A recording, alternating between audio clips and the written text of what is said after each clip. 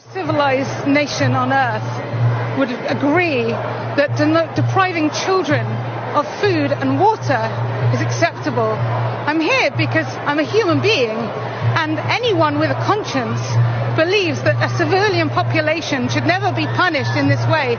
It's collective punishment, it's a war crime, and unless we stop it, unless we get out there and say something, it's going to end up with thousands losing their lives. Can you put into words how you feel about the loss of life on both sides?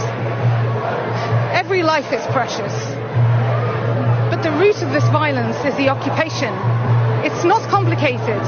It's a settler colonial state imposing apartheid and oppression on an indigenous people. And that's wrong everywhere, for anybody.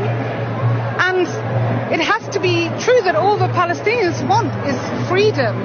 And we must support that in equal rights. And I stand up here, I'm so pleased to see so many of my brothers and sisters with big hearts who know the truth.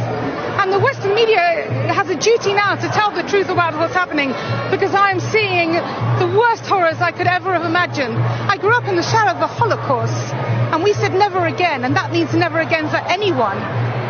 And I beg of anyone, if they have a conscience, get out there and speak and demand your leaders speak. There seem to be, of course, deep divisions on either side, but you've come out today and you were telling me earlier that this is about being a human, a fellow human being.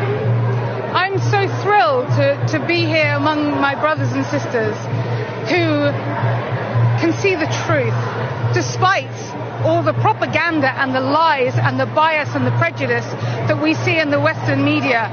It has been, quite frankly, an appalling week. What would you like to see the UK government do now? They must demand a ceasefire.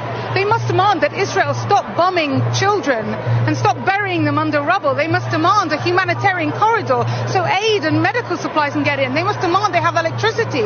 They must demand that there is food and water. This is an emergency now, a crisis, and people must rise to it.